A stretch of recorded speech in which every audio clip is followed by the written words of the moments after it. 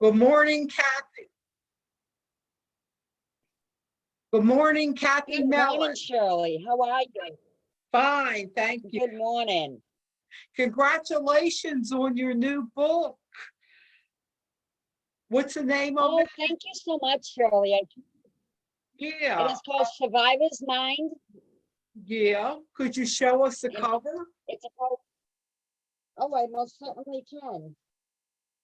This is my new book, Survivor's Mind. It's a poetry book of when childhood trauma and poetry collide. And what is the theme of your book? Childhood trauma? Childhood trauma and family secrets. There's over little over 30 years of poetry that I have written since I was 14 years old, to help me cope with all the emotions of being a statistic in a world full of abused children. Well, I've got your book in Kindle format, and I can see that it's beautifully illustrated. Can you show us some of the illustrations on the Yes. inside? Oh, most certainly. This is a display of flowers from my poem called Thank You that I wrote for a woman who had actually saved my life almost 40 years ago. It's actually 40 years ago this summer that I ran from my home. But a lot of the illustrations, I mean, she did a photo of me, which I think is fabulous.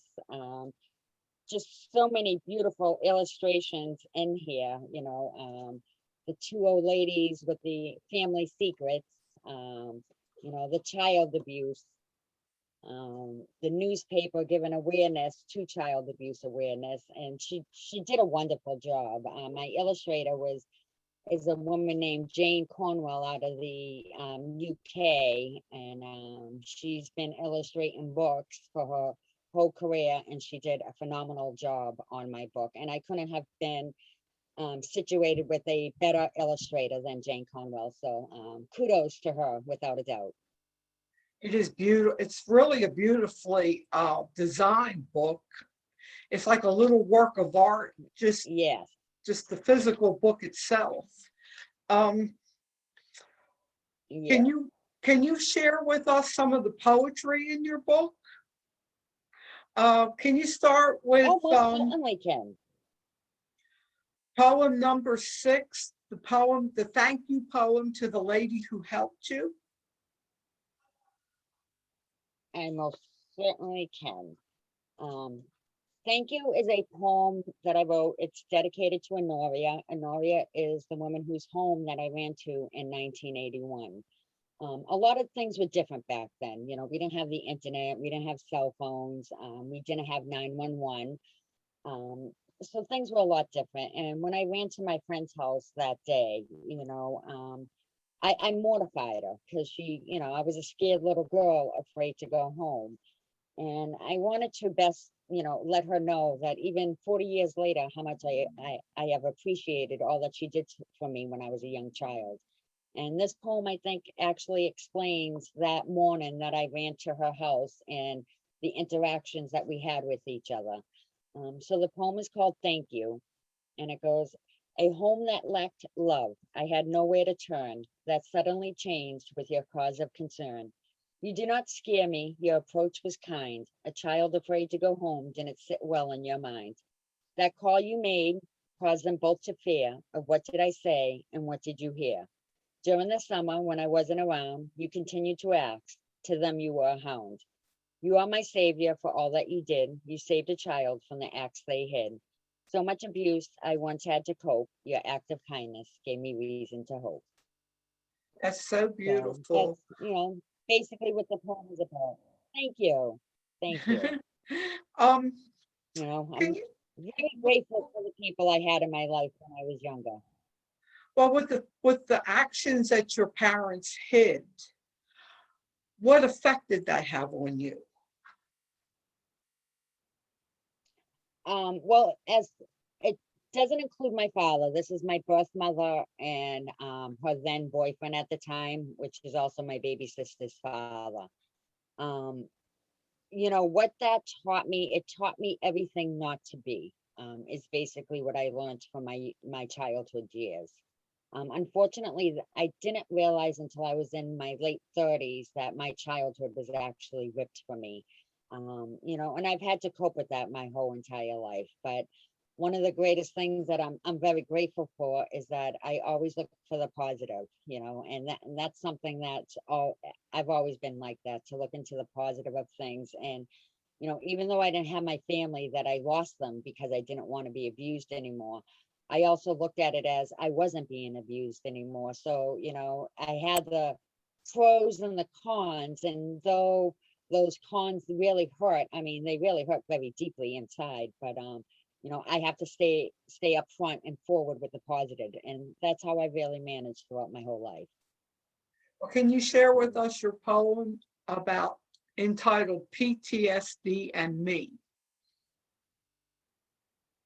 Yes, the PTSD in me.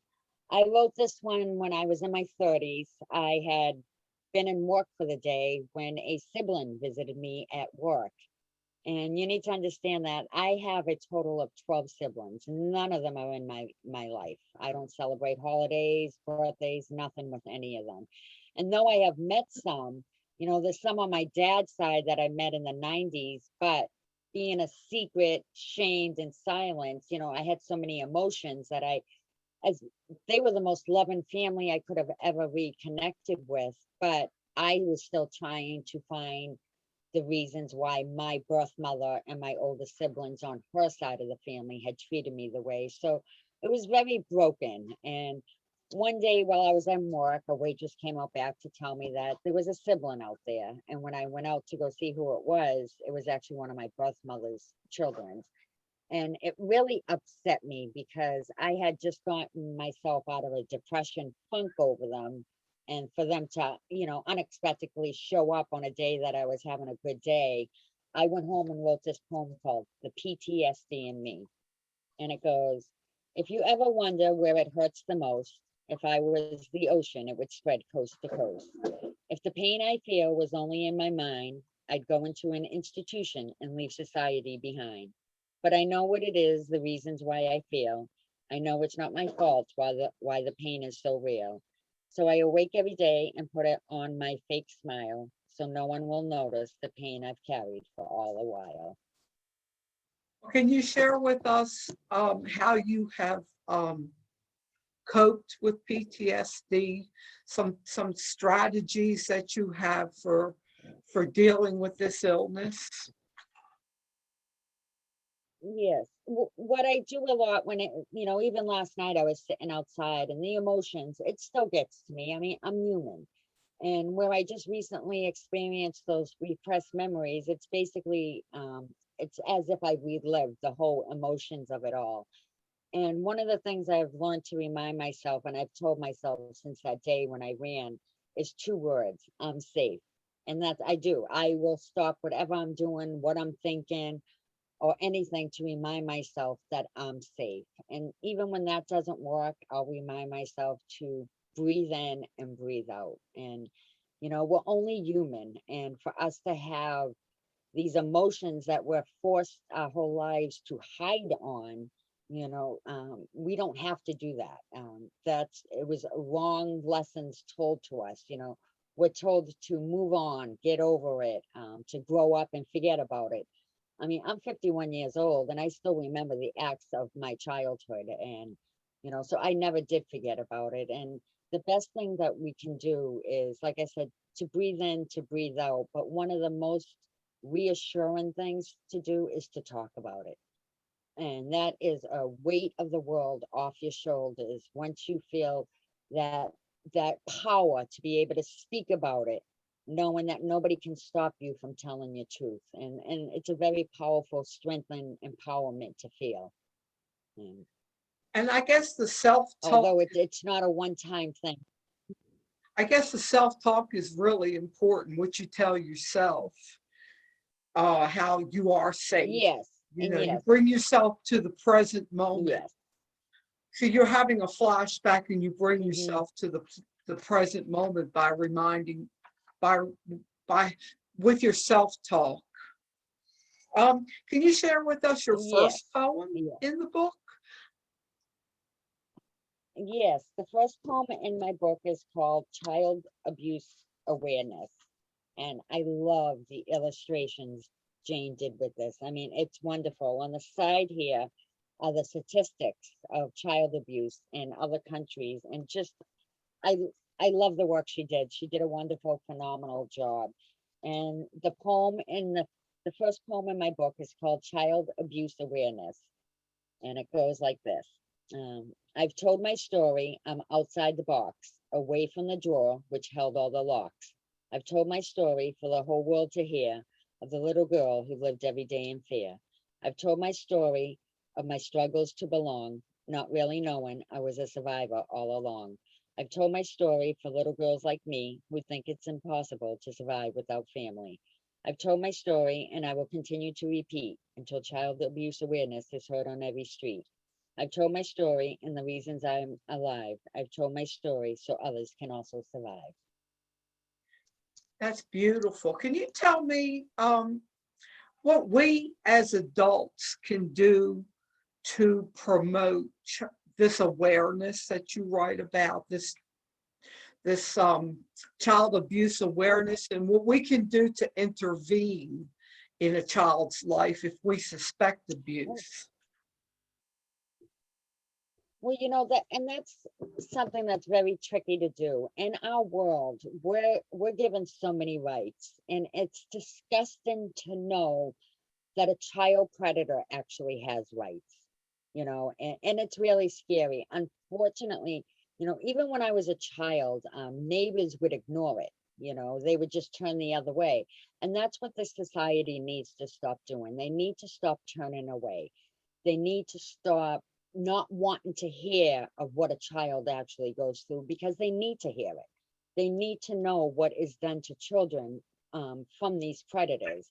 I still vomit when some of the memories get too much to me because, I realize that I was that child and the things that was done to me, it's disgusting without a doubt. But, to look at the child with pity and then just assume what the child has been through, that is one of the biggest mistakes that adults do to abuse children. What they need to do is they need to sit down with them. They need to cry with them and let them speak of what was done and, let them know that it's wrong and that the they are the courageous ones, for speaking out about it. As a child, I felt like I was always being strong by staying quiet because that's what I was told to do. When I first spoke the first time, I was 45 years old when I bluntly just came out and spoke of everything that I had lived through.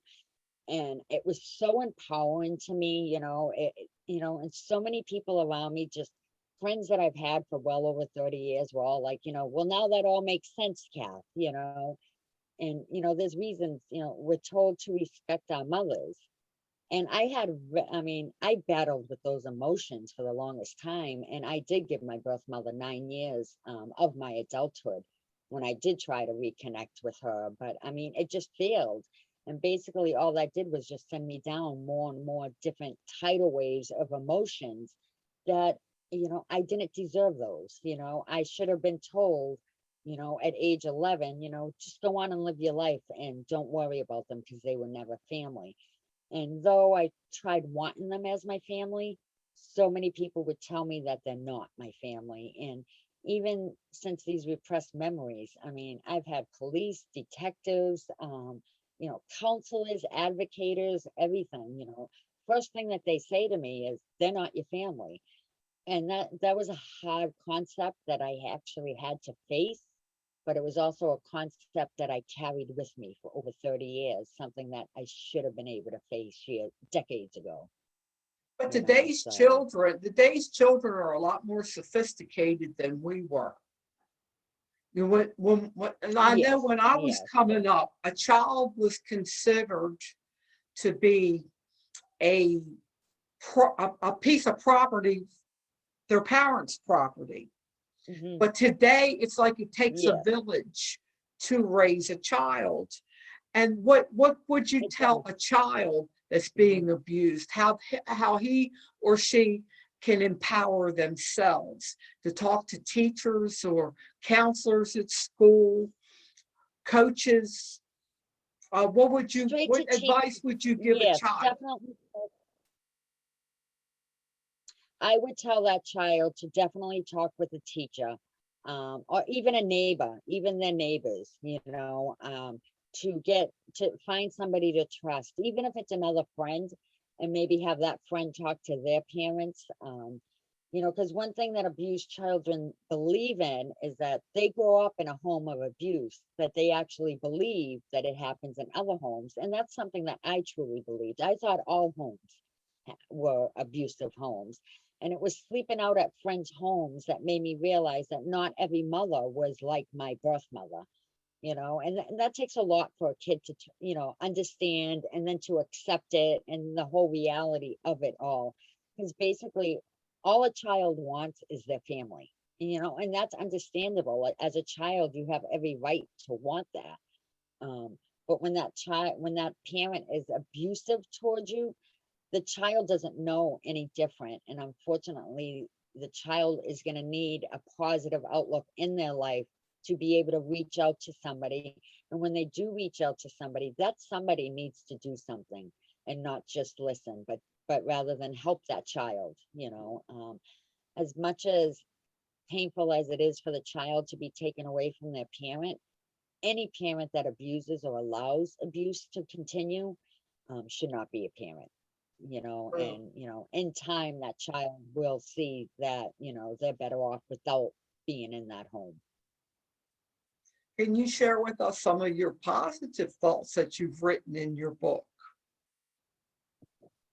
Yes, in the back of my book, I wrote some positive thoughts. I did some silent truths. The silent truths are quotations I took out of my memoir, my soon to be released two-part memoir. And they're just little silent truths about being an abused child in a society that doesn't want the words being told. And then after that section, there's a section called positive thoughts. And they're just the little things, quotes that I have written throughout the years. And one of them is called Never Underestimate the Power of a Silenced Voice. And that's actually about me because once I realized I was no longer silenced, I felt very, very powerful. Um, Another thing I wrote is always let your beauty shine, even if it means standing alone. And that was something that I had to face, was standing alone, because no matter how much support you have, it's the support that you want from the ones that you don't get it from that will always matter to you. And that's something that always mattered to me. I always wanted the support of my two older brothers and my birth mother because I always knew that they knew. And I just never got that support. So in some sense, I still felt like I was standing alone.